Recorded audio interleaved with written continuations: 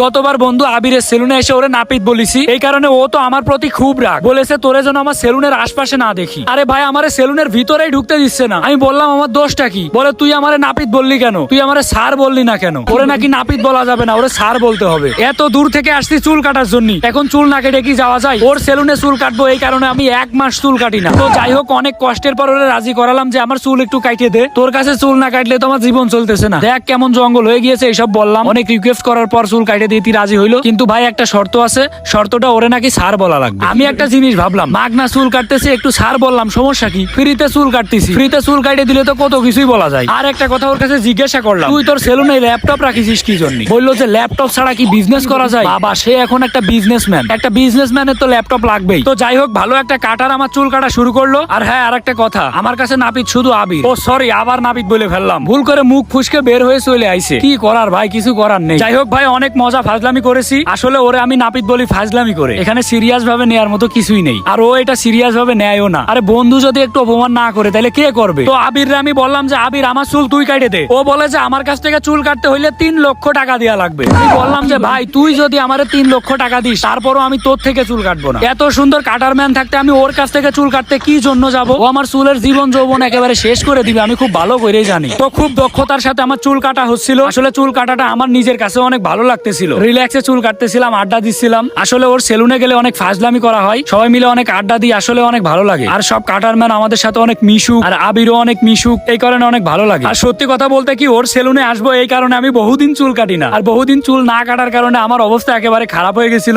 মেয়েরা আমার দিকে তো ফিরেও তাকাবে না। ওরে বললাম যে আমার নায়কের মতো করে দাও, যেন সব মেয়েরা আমার দিকে তাকাই থাকে। আর এইদিকে আবিরের তো অল টাইম ব্লগ চলতেই থাকে, এখনো ব্লগ করতেছে, হাঁটতে গেলেও ব্লগ করে, মুততে গেলেও ব্লগ করে, সবকিছু করতে গেলে ব্লগ করে। বাহ, আস্তে আস্তে একটু সুন্দর হয়ে যাচ্ছি, মানে নিজেকেই নিজের কাছে একটু একটু ভালো লাগতেছে। তো ভাই খুব একটা সমস্যার ভিতরে আছি, আমার মাথা চুল পড়ে যাচ্ছে। এই চুল পড়ে যাওয়ার সমাধান কি আমি এটাই বুঝতেছি না। 2 দিন পর দেখবেন আমি টাক হয়ে গিয়েছি, হাস্যকর হইলেও এটা সত্য। 2 দিন পর আমি টাক হয়ে যাবো। আর আবিরের সেলুনে যখন আইছি একেবারে সুন্দর হয়ে যাব, সব মেয়েরা যেন আমার দিকে তাকাই থাকে। এর আগের বার যেমন সুন্দর হয়ে গেছিলাম, এবার আরো তার থেকে বেশি সুন্দর হয়ে যাব। আপনারা অনেকেই আছেন আবিরের সেলুনে আসতে চান, কিন্তু ওর সেলুনটা খুঁজে পান না। ওর সেলুনটা হচ্ছে মিরপুর 1 নাম্বার সোনি হলের অপোজিটে রূপায়ণ বিল্ডিং এর লিফটের 9 নম্বর ফ্লোরে। সবাই চলে আসবেন। মনের ভিতরে আসলে অনেক ভালো লাগতেছে, কারণ ফ্রিতে চুল কাটতেছি, মাগনা চুল কাটতেছি, আর মাগনা চুল কাটার মজাই আলাদা।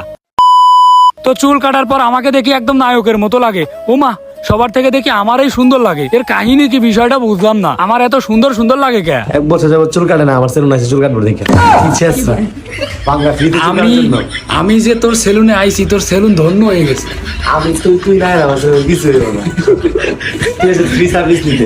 অপমান করতে গিয়ে ছোট আকারে একটা অপমানিত হয়ে গেলাম। যাই হোক ভাই, আমার তো লজ্জা শরম বলতে কিছুই নেই। আরে ভাই এত লজ্জা পাই কোনো লাভ আছে? ফ্রিতে চুল কাটতে পারতেছি, আরো ফেস ওয়াশ করবো, কত কিছু করবো, এটাই তো অনেক। তো এখন আমি ব্রাইডাল ফেসিয়াল করবো, এই কারণে আমার গেঞ্জিটা এখন খুলে ফেলা লাগবে। তো এই শটটা আপনাদের দেখাচ্ছি না, ভাইলেশন আসতে পারে। নায়ক আমি আজকে হবই ভাই, সে যেমনই হোক। নায়ক শাকিব খানরা একেবারে ফেল করে ফেলবো, এত সুন্দর হয়ে যাবো। তো কি দিয়ে কি করতেছিল আসলে এত কিছু জানি না। আমার মুখে আসলে অনেক ময়লা, সেই ময়লাগুলো দূর করতেছিল। আসলে খুবই দক্ষতার সাথে এখানে কাজ করানো হয়। আপনারা সবাই আসবেন, আসলেই দেখতে পারবেন। অনেক প্রকারের মেডিসিন না কি কি যেন দিচ্ছিল ভাই, এত কিছু আমি জানি না, এত কিছু নামও জানি না। অনেক টাইম লাগে এটা করতে, ব্রাইডাল ফেসিয়াল করতে। আসলে সময় নিয়ে কাজটা করে যেন কাজটা অনেক ভালো হয়।